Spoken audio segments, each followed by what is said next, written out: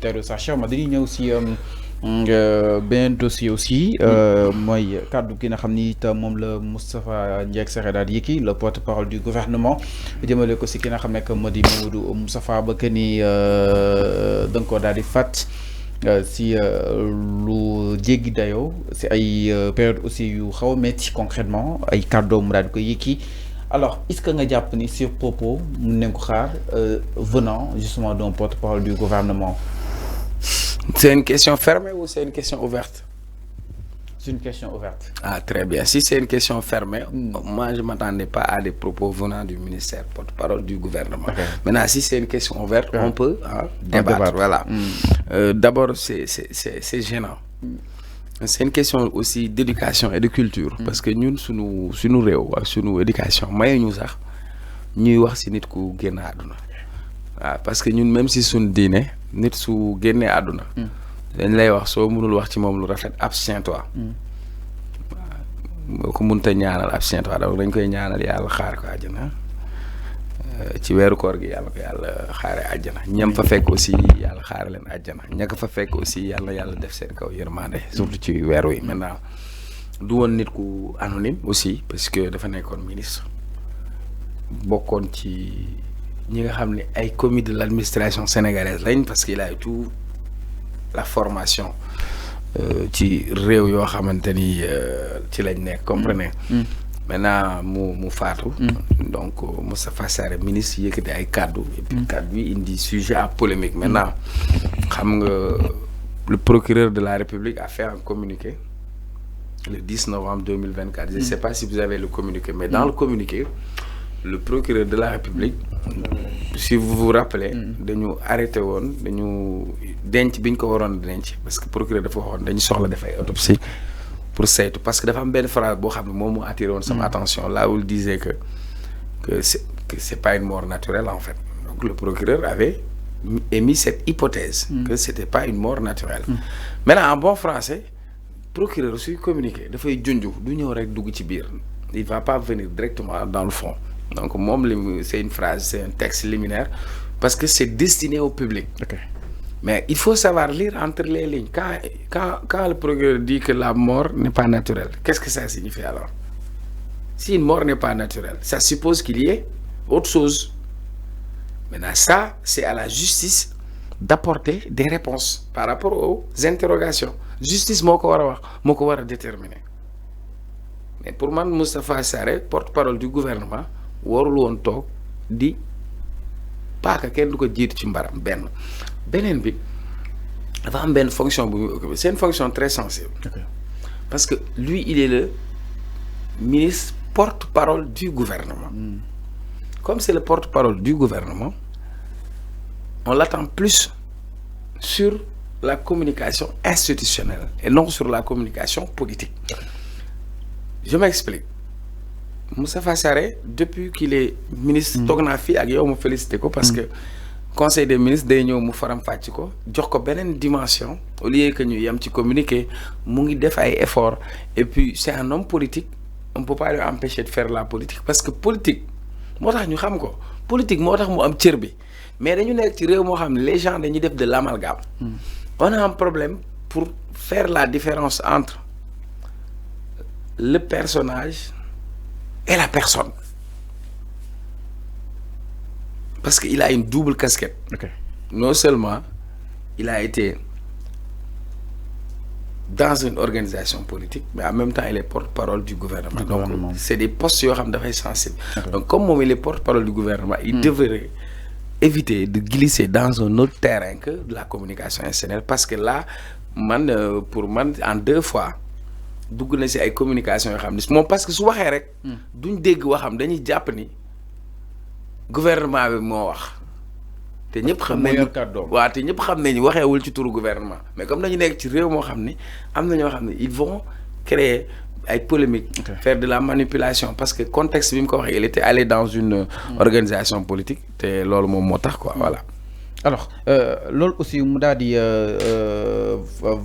favoriser à ce que les la réaction de la famille de Moussa Farba, en l'occurrence Nyomet El Adjouf et compagnie, de sa son audition waaye itam procureur daal si taxaw autosaisir si yooyu dañu nga xam ne que mu di kàddu laaw itam naka na ko daal di jàng. oui mais c'est-à-dire les gens aiment les polémiques. je t'ai dit le procureur communiqué bi mu wax. Moustapha Ba n'a fait que dire ce que le procureur avait dit. Moustapha Sarré. oui seulement en d'autres termes en fait. mais tuer est-ce que nekk un mot de trop. non déggoo li ma la wax dama ne procureur dafa génne ab communiqué. am lu mu wax. ne que ce n'est pas une mort naturelle. Si ce n'est pas une mort naturelle, ça veut dire que c'est une mort qui a été provoquée. Provoquée par quoi et par qui? Ça, c'est à la justice de donner des réponses. Manela, je me condamne sa sortie. Parce que du moment où tu vas voir, au nom de la séparation des pouvoirs, il ne doit pas se prononcer. Secondo, il est le porte-parole du gouvernement. Il doit éviter de créer des polémiques ou des sujets d'amalgame. Maintenant dossier boo xam ne mu ngi ci yoon mu ngi war a def enquête waaw nga ñëwaat ne procureur na autosaisir ça revient au même.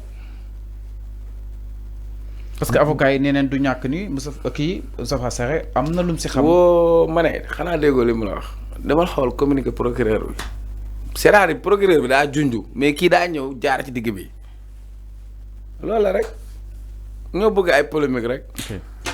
alors mi ngi noonu exactement si mbir bi mais Cheikh Omar aussi ba tey si communication bi nga xam ne itam le pouvoir mu koy daal di mëne gisoo si dina xam ne que moo di des fois ay manquements. oui dafa am ay manquements kay. à quel niveau concrètement. oui mais lii nii manquement la.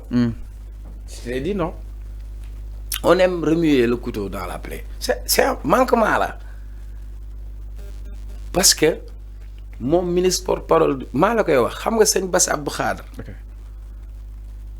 su yëkkatee kàddoom rek bu solee mbaxane sol lunette rek yow bu génnee rek xalif général ngay gis parce que dafa li ñu tàmmal mooy moom saa yu yëkkatee kàddoom mooy kàddu xalif général day murit lay jottali ba tax na xalif général bu ñëw da ngay ñëw ne maa ngi koy feddaliwaat ni mooy sama porte parole jox ko cette légitimité ba sëñ Bass Abdou Khadre bu waxee nekkatul Bass du nekkatul kàddu sëñ Bass Abdou Khadre waaye kàddu xalif général la kon kooku kon doo ko dégg muy wax ci yeneen lu dul ci lañ ko sant mu wax ko kon ici le ministre porte-parole du gouvernement sur le plan de la communication daa war a communiquer ci gouvernement bi lu muy def communiquer ci lan mooy mbëbëtu gouvernement bi communiquer ci yi yitteel sénégalais parce que moom mooy dox diggante gouvernement bi ak askan bi parce que moom moo yore kàddu gouvernement bi suy wax kan lay waxal askan wi lay waxal kon moom am na lu ko doy sëkk lu mu war a wax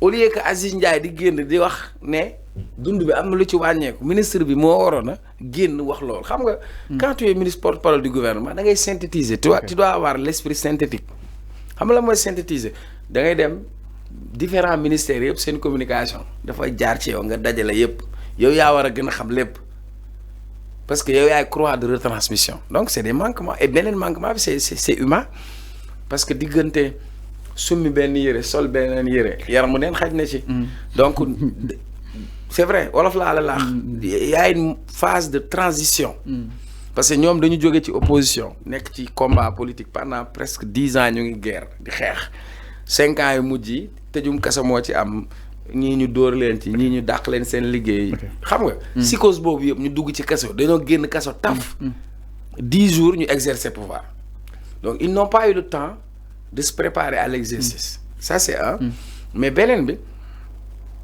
dañu ñëw automatiquement confronté à cette réalité donc ce qui fait que il gagne en maturité et en expérience par exemple Moustapha Sarré li nu mel dootu ko defati keneen ku mel ni ñoom dootu ko defati parce que tout simplement sur le plan de la communication des na yu bëri yoo xam ne war nañ ci liggéey comprendre nga surtout que jamono bi les gens deviennent de plus en plus exigeants tu as une opposition qui est là qui n'attend que sa benn erreur bu ndaw pour mu exploiter ko mooy li Youssou Ndour doon way naan nit ki lay wut jéem-jéem jotu la dina fexe yoon bu gaaw bu mu la mën a jaar ba yàq la wala ba yàqal la comprendre nga donc moo tax ñoom dañu war a dox ak prudence mais aussi sur le plan de la communication ñu bañ a dem sur des émotions ñu dem sur une communication bien réfléchie dafa am communication de crise am na foo xam ni wax dafa jooy ñu ne ko looy jooy mu ne dañ maa wax te jotaguma.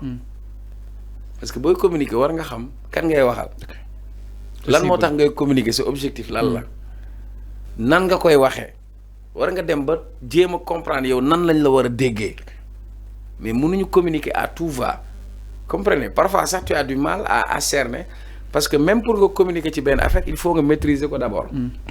donc du coup war nañ gën a travailler ci seen communication. ci loolu parce que moo nekkoon seen force c'était un atout pour ñoom. mais en tant qu'opposant mais ici. la réalité ni ngay communiquer comme kenn kuy gouverner bokkul c'est-à-dire ñoom mënuñu continuer di communiquer comme ay opposants. ok alors mi ngi noonu exactement si li nga xam ne que moo di mbir mi jàppale ni tam fu mu toll nii donc ñoom Maître El Hadji Diouf et compagnie c'est-à-dire le pôle d'avocat yu famille bu Moustapha Ba ñu ngi daal di sàkk bu ñu daal déglu ki nga xam ne que moo di Moustapha Sarré si kàddu yi nga xam ne tam yëkki na ko si wàllu wi alors ñu daal di wéyal ba tey.